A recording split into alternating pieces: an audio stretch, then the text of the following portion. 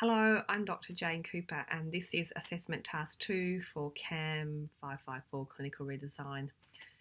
I've titled this Assessment Implementation of the Keep Well Clinic, an experience of a process of change in a primary care setting. I'm a GP in Devonport, Tasmania, which is a city on the northwest coast. I'm a principal owner of a 2-doctor practice. I do supervisor work with GP registrars, so doctors in training, and also work with medical students. I completed my fellowship in advanced rural general practice in 2016 and was awarded RACGP GP of the Year for the work that I have done in the community when I established an on-campus clinic in 2013 at Don College, which is an educational institution for grades 11 and 12, so 16 to 18-year-olds. This was defined as a youth-friendly practice as per Turner and Associates, who outline what young people want in primary care, and that the GP is often their first port of call, but it's crucial that they have confidential, accessible, affordable and non-judgmental health care. But the things that I learned from this process was the importance of collaborative and multidisciplinary approach. And in that setting, I was able to work with social workers, school teachers, child and adolescent mental health services, other NGOs in the community. And that demonstrated to me some really good outcomes. And this is very much highlighted by the Lancet Commission into young people's health and wellbeing.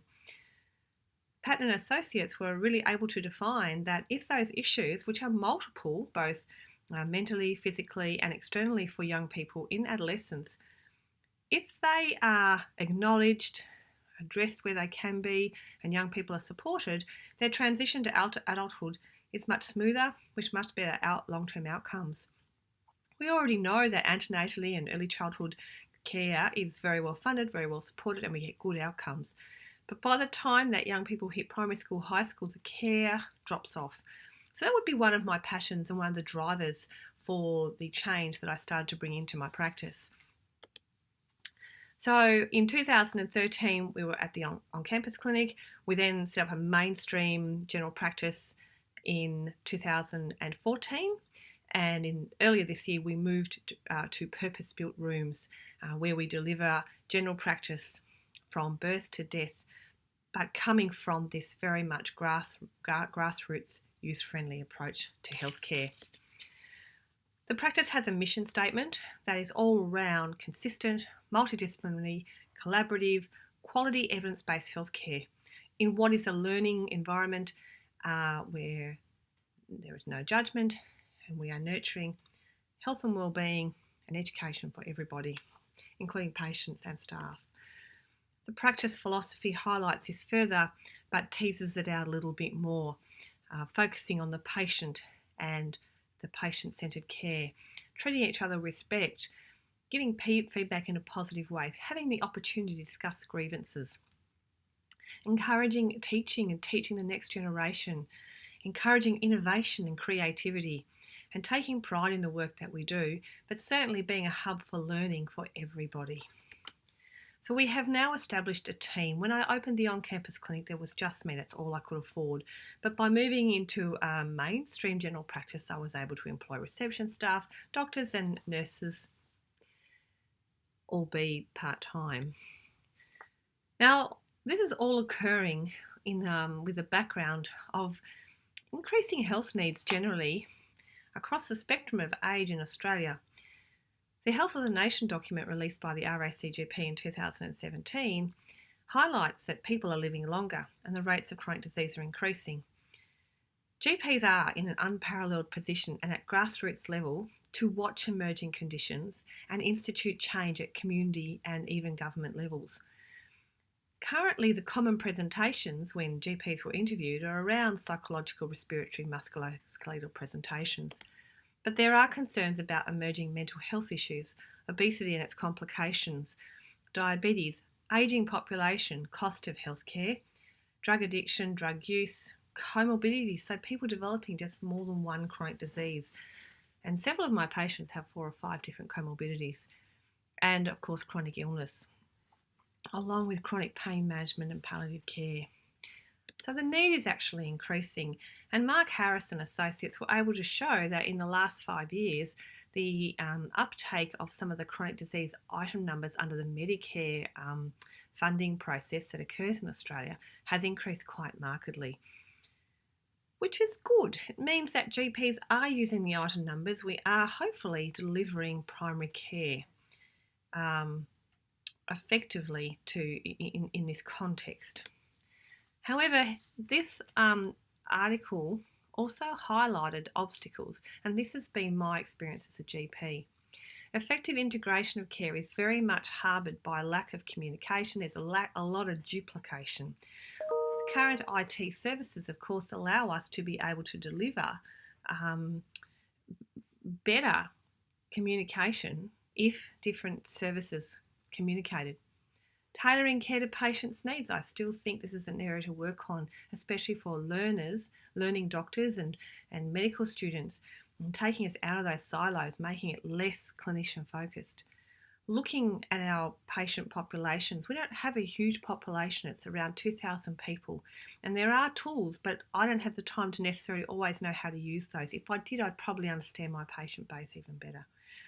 Funding models would be one of the biggest bugbears for GPs. The Medicare rebate, as we know, has been frozen for the last 5 years.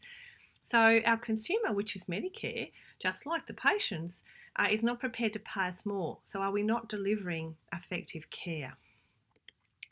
There are many challenges in primary care, and Sternberg highlights it as a complex adaptive system. There are top-down, bottom-up causal relationships at policy level. If you look at the bottom, this can influence motivation and expectations for the individual practitioner, and vice versa. If the practitioner has good training, then they're going to have that capacity to be more motivated, and that's been one of the drivers of my practice philosophy. But as you can see, this complex adaptive system, this is a very busy diagram, and around supply of doctors, there are so many things that really inhibit this.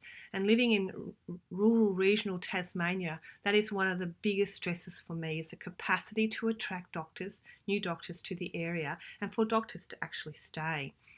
Demand, we already have outlined that the demand from the patients is increasing as they live longer and have multiple comorbidities. And also the fact that we can see these brewing issues in our younger populations. Quality, there's always pressure. Doctors strive to do good jobs. They strive to deliver quality care. But how do we do that when we're underfunded and we don't have enough time?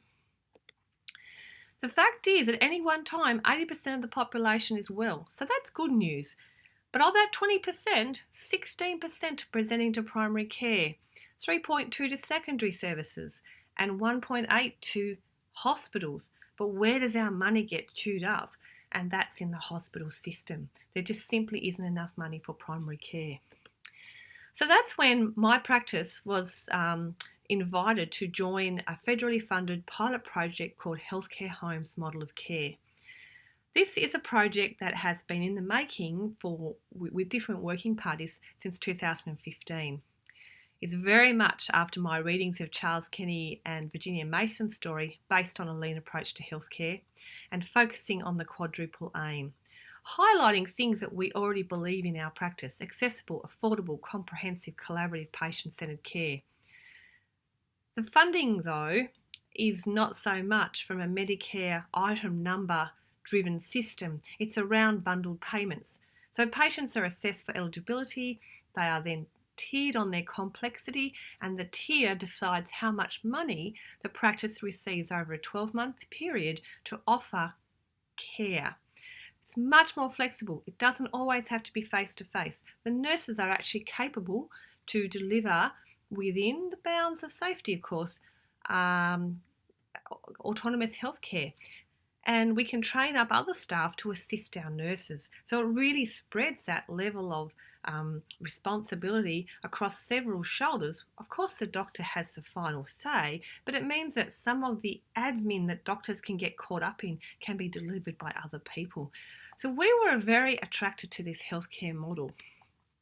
The quadruple aim is very much around improving the patient experience of care, improving healthcare outcomes and population management of our practice population, improving the cost efficiency and sustainability in healthcare. I think we have a wonderful practice, but in the current model of Medicare, our capacity to keep that going without increasing that gap fee for the patient is really difficult. But finally, what I like about the quadruple aim is it includes the healthcare provider and the team and acknowledging their improved experience, reminding us why are we doing this, why are we coming to work. The Healthcare Homes website is also consumer, patient-centred. The patient's in the middle of all of this activity, and the GP and the people within the practice all have a role to play, and there are even people outside the practice with effective communication enhance that team approach. So when we implemented this initially, we had non-clinical champions come and speak to us from primary health networks.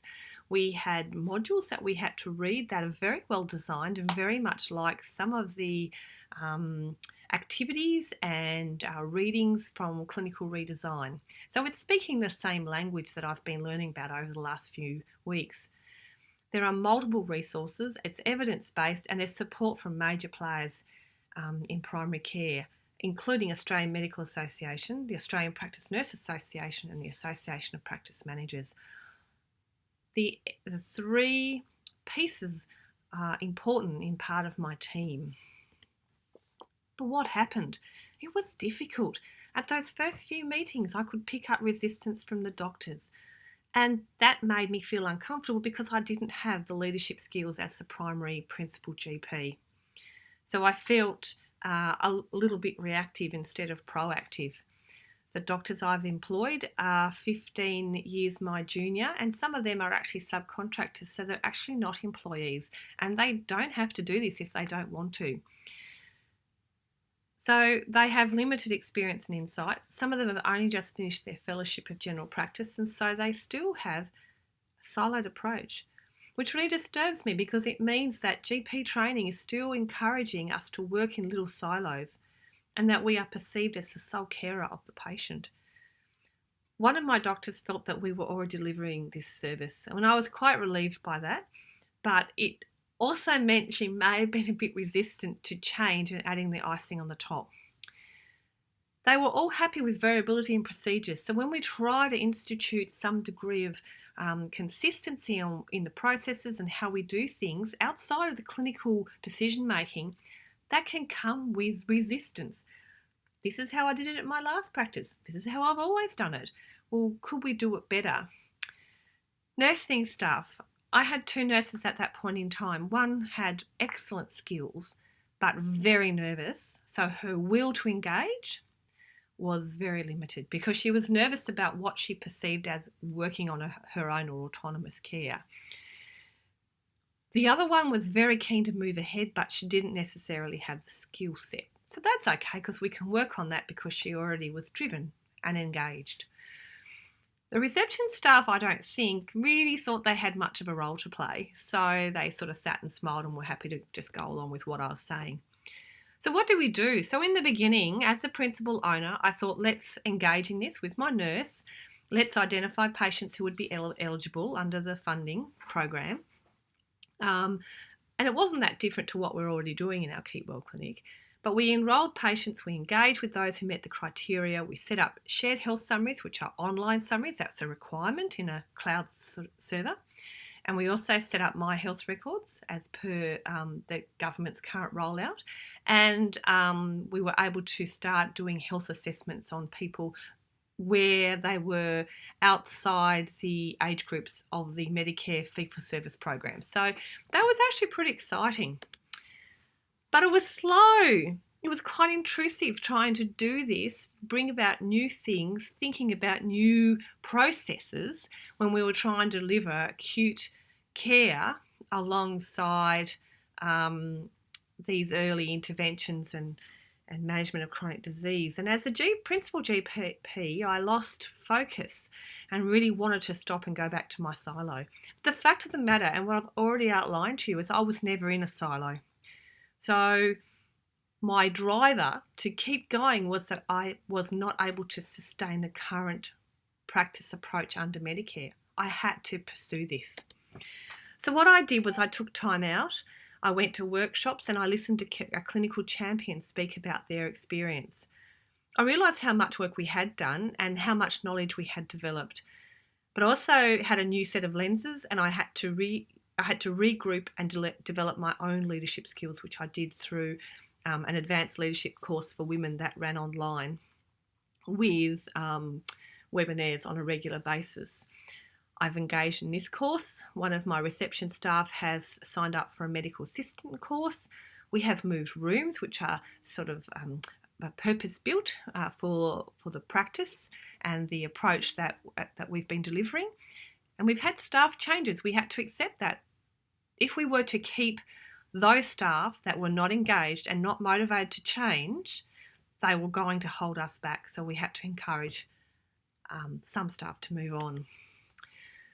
But one of the key realisations that we as a team needed to understand why we were doing that. So I used Simon Sinek's YouTube video for this purpose, and have encouraged all staff to watch this. I've highlighted again that this is a great opportunity for us and our patients to contribute to future healthcare redesign in Australia. These opportunities don't come along very often. We've had to regroup and start reworking our vision, because the initial vision was my vision as a solo practitioner in 2013.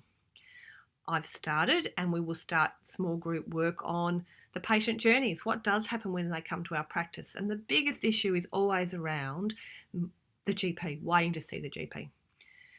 Engaging staff in batching their activities, looking at the why, where, when, how of what they do, and could it be done more efficiently. And we've continued to move forward with the designs in the modules, but instead of enrolling and registering and doing it all in one go and setting up shared health summaries and MyGov summaries, we've broken it down to get 100 people engaged as per the contract with Healthcare Homes by December. And from there, we can start to do the next steps, which is those online health summaries, the health assessments, the My Health records, and the Promise 10, which is a patient feedback on their physical and mental health and well-being that can be used over time to track progress with this program. On reflection, the Healthcare Homes program modules utilises the innovation adoption curve.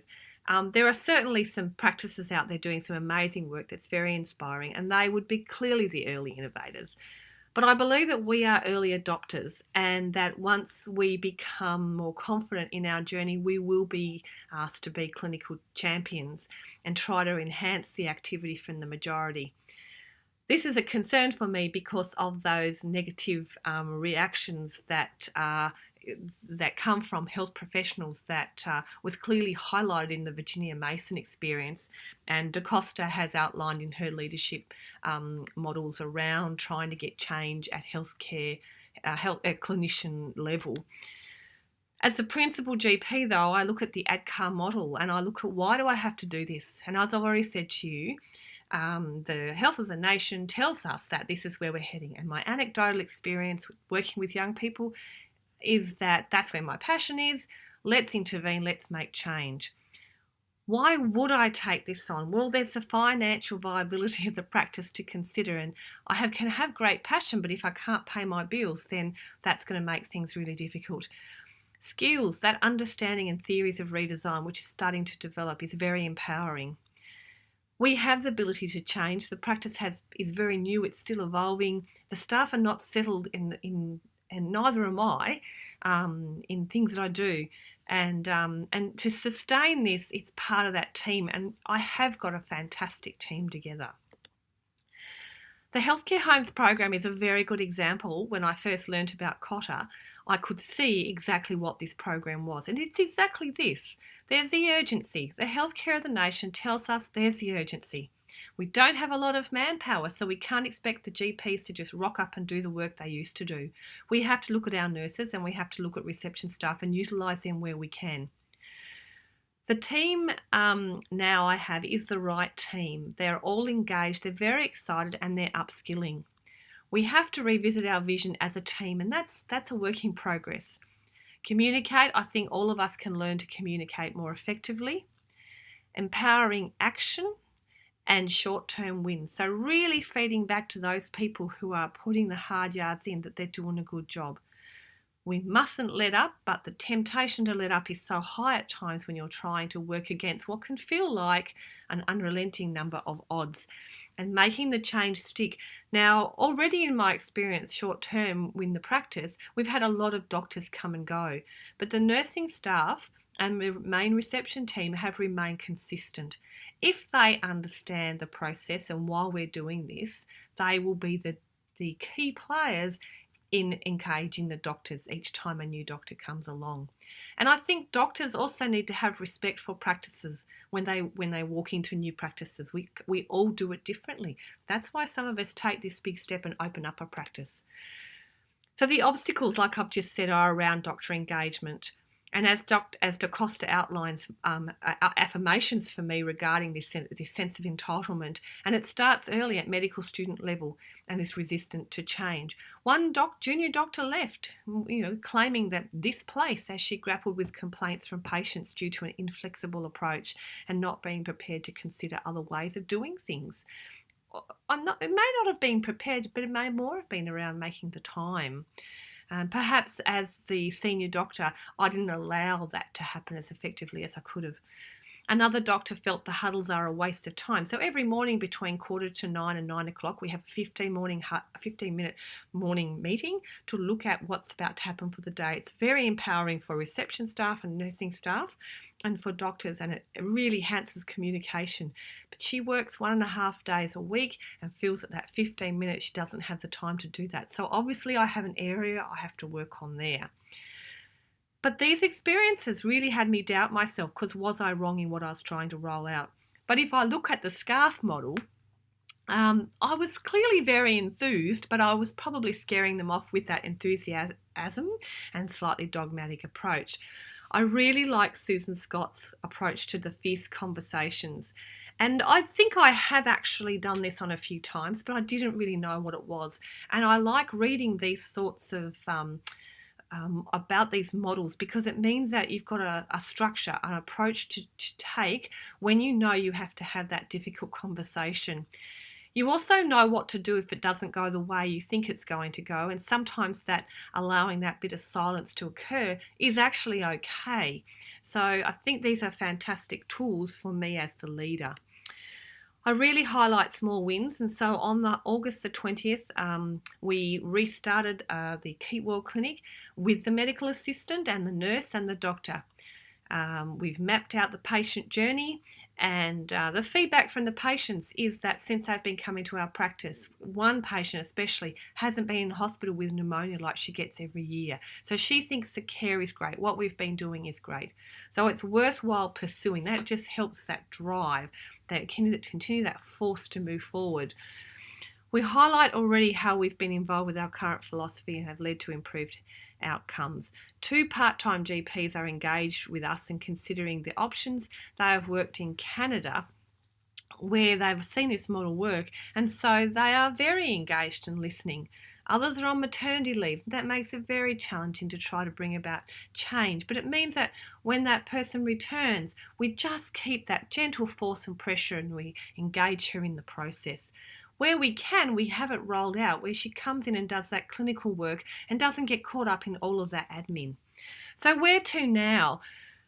Refine my leadership and my communication, and I think begin to distribute leadership. I really like DaCosta's approach around different types of leadership, and I certainly think there are people who want to step up in the practice and lead and do their jobs well and teach it to the next person, and certainly help me teach the new doctors that come on board, so that we reduce the variability and we keep a consistency in how we're doing things. I also like this approach, the 6 sources of influence that Grenny and Associates talk about in their book called The Influencer. So going back, redefining our goal, looking at those crucial moments and defining the vital behaviours around that, and then using personal, social and structural levels of motivation and ability. And this model can be taught to anyone, and they can apply that to both their work and personal lives. So some of the work we're doing with the staff who are not tertiary level trained and may not have finished grade 10, we can really upskill them and motivate them and empower them. So this can enhance the team. The future. Realisation that we need people who like this model to be on board. If you have people who are not engaged, they will be toxic and they will sabotage our progress. So that's difficult when I'm short for doctors, but if there's doctors who are not on board, keeping them in the practice may not be in our best interest because it has a flow-on effect to the rest of the team. Leadership versus management. I am very happy to lead. I'm very passionate about my work, but management, I do not have time to do that. And we are in the process of taking that extra financial risk and employing a person skilled in management. The reception and nursing teams are very engaged. The doctors are not engaged, or they'll need support to engage. And as we've already clearly outlined, there are tools and activities we can do to enhance that. Working on the vision and defining the why, really, as Simon says, the why we're doing this. And working with other teams on a similar journey and having that peer support. And remembering the quadruple aim, that there are reasons why we're doing this. Thank you.